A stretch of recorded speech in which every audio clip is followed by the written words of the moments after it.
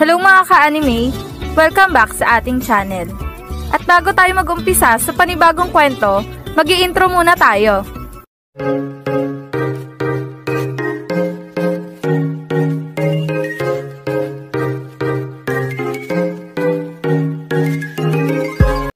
Bago natin simulan ang panibagong kwento ng International League, gusto ko lang sanang humingi ng pabor sa inyo na sana tulungan niyo akong i-boost ang video na to. Sa simpleng pag-share lang ng ating video ay napakalaking tulong na nito sa akin. At gusto ko lang sanang ipaalala sa inyo ng paulit-ulit na ang kwentong ito ay isang fan-made lamang na nabasa ko lang sa isang site at hindi ito kasama sa totoong kwento ng Slam Dunk.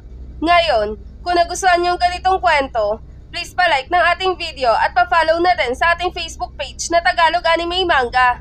Tara, umpisahan na natin ang chapter 190 ng International League. Dahil nga sa ginawang pagsabay nitong si Todori kay Mitsui sa Rainbow Area, na isablay ni Mitsui ang kanyang tira na naging dahilan upang makuha ng Dream Team ang bola.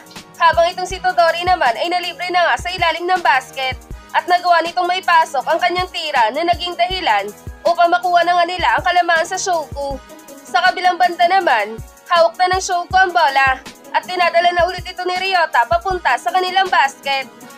Team, ayos na! Nagawa na nila makuha ang kalamangan sa atin. Kaya naman, dapat umayos na tayo upang hindi na muli maulit pa ang pagkakamali natin.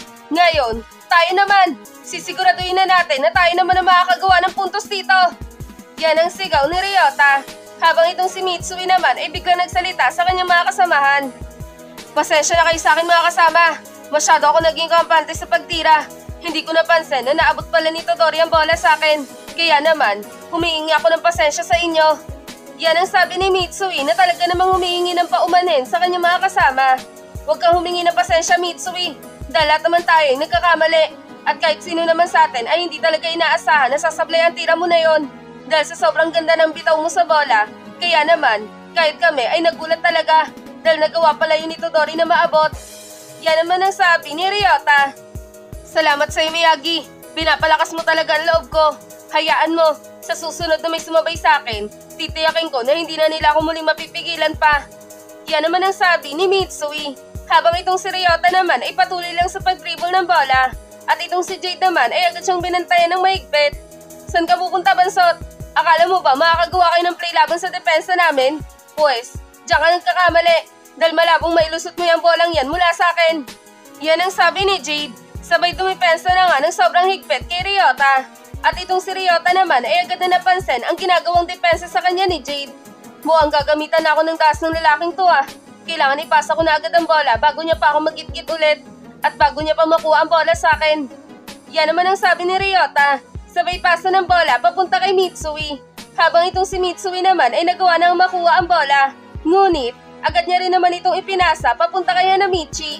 At nangawak na nga ni Hanamichi ang bola. Mabilis rin naman itong dinantayan ng mahigpit ni Momoski. Lamang na kami sa inyo may pulang buhok. Ngayon, ano nang gagawin mo para makabawi sa amin? Pero kahit ano pang gawin mo, titiyakin ko na hindi ka magtatagumpay laban sa depensa ko. Kaya naman, humanda ka dahil walang puntos na magaganap mula sa'yo. Yan ang sabi ni Momoski. Nakakaasar, nagawa na naman nilang makuha ang kalamangan sa amin. At hindi ito magandang senyales para sa aming kupunan. Kailangan makagawa kami ng paraan kung paano makakabalik sa momentum namin.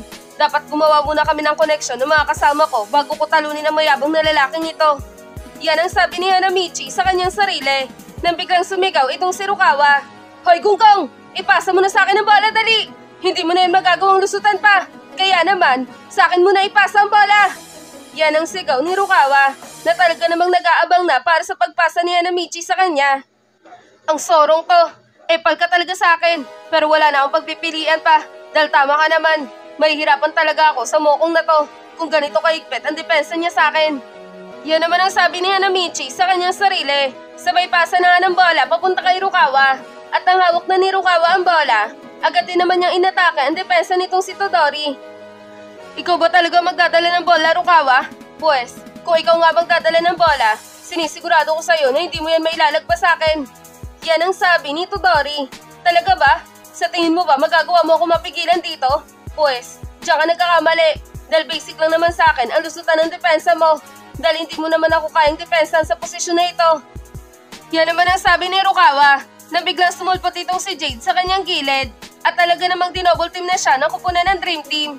Kung kaya mong makawala sa isang nagbabantay sa'yo, pues, paano kaya kung kaming dalawa magbabantay sa'yo? Paano mo kami malulusutan?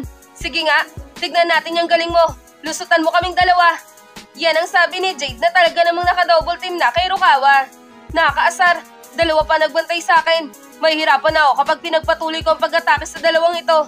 Kailangan maipasa ko na rin ang bola bago pa nila ako ma-corner sa posisyon na ito. Yan ang sabi ni Rukawa sa kanyang sarili.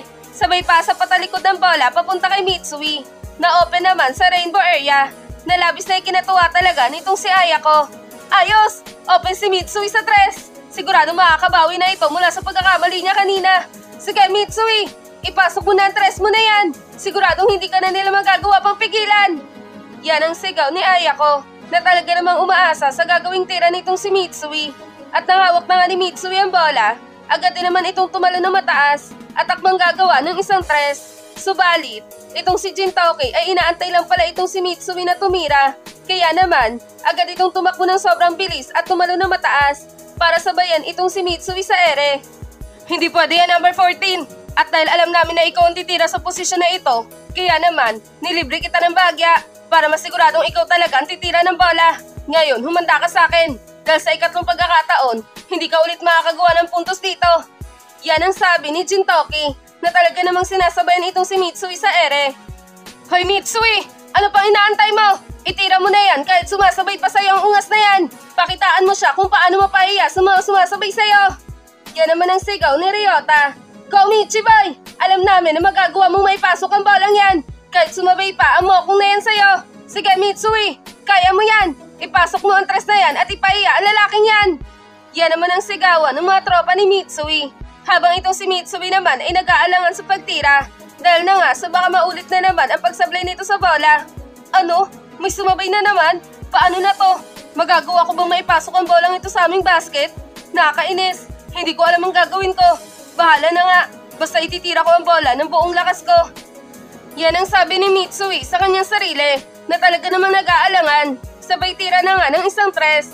Habang itong si Ryota naman ay napabulong sa kanyang sarili. Dahil alam nito na hindi inabot ni Jintoki ang bolang itinira ni Mitsui.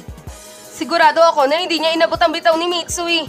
Kaya naman, siguradong may papasok yan ni Mitsui sa aming basket. Yan ang sabi ni Ryota sa kanyang sarili. Habang itong si Akagi naman ay nakatingin sa bolang itinira ni Mitsui. Pumasok ka pakiusap. Huwag kang sasablay sa ring. Kailangan namin ng puntos. Kaya naman, sana pumasok ka. Yan ang sabi ni Akagi sa kanyang sarili. Papasok kaya yan? Pero mukhang kinabahan talaga siya sa pagsabay sa kanya ni Jintoki.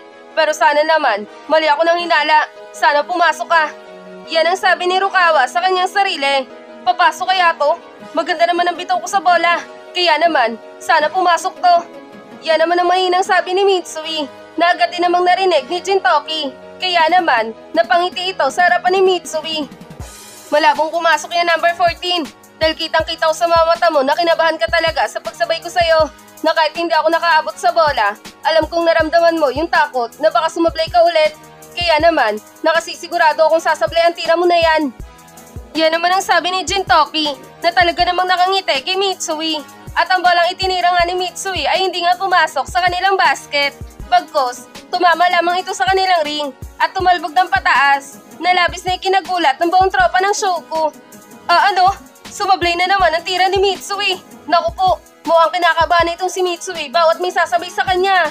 Nasira na ata ang focus niya sa laban. Delikado tayo dito kapag nagpatuloy ang ganitong laro ni Mitsui. Yan ang usapan ng mga tropa ng Shoku. Naku po, hindi to pwede. Nawala na sa focus itong si Mitsui dahil sa ginagawa sa kanya ni Jintoki. Patay tayo dito, coach. Ano nang gagawin natin? Yan naman ang sabi ni Kogure. Tama ka nga, Kogure. Matedehado tayo kapag nagpatuloy ang ganyan laro ni Mitsui. Mukhang kailangan na natin siyang palitan para ma-refresh ang kanyang utak. Yan naman ang sabi ni Ayako nang biglang nagsalita itong si Coach Ansai. Huwag muna kayo mabahala dyan dahil hindi pa naman dyan natatapos ang pag-atake natin. Tandaan nyo, kung sasablay itong si Mitsui sa tres, siguradong may sasalo sa kanya sa ilalim ng basket. Yan ang sabi ni Coach Ansai na labis na ikinagulat nitong si Ayako at Kogure. Ano? Anong sabi mo, Coach? May sasalo kay Mitsui? Huwag mong sabihin, ito ay si... Yan ang sabi ni Ayako at Kogure sabay tingin sa bolang na isablay nitong si Mitsui. At laking gulat nila dahil na nga sa napakataas na ng talon nitong si Hanamichi. Huwag muna kayo magsema kung nga sa malalaro ng Dream Team dahil hindi pa dito nagtatapos ang pag-atake namin. Ngayon, masasaksihan nyo kung bakit kailangan di sumablay na aming 3-pointer. At ito ay walang iba kundi para ako maging highlight sa posisyon na ito. Yan ang sigaw ni Hanamichi. Sabay dakot na nga sa bolang na isablay nitong si Mitsui. At sa pagkakataon na to, hindi na ibinaba pa ni Hanamichi ang bola. Bagkos, idiniretso niya na ito sa kanilang basket at gumawa ng isang one-hand monster slam dunk na labis na nagpayanig sa buong ring ng Shouko at naging dahilan upang makuha na naman nila ang kalamangan sa Dream Team. Kaya naman, ang buong tagahanga ng Shouko ay nagwawala na naman sa sobrang tuwa. Ayos! Yun pala ang plano na may number 14 kaya niya isinablay ang bola. Ang ganda ng plano niyo, Shouko! Nagawa niyong gulatin ang lahat dahil sa ginawa niyong play ng may number 14 na yan. Ang husay niyo talaga sa pagkakataon na yon. Sige, gulatin niyo pa ang mga tao dito sa court. Magpasikat kayong lahat. Yan ang sigawan ng matagahanga ng Shouko. At dito na nagtatapos ang Chapter 190 ng International League.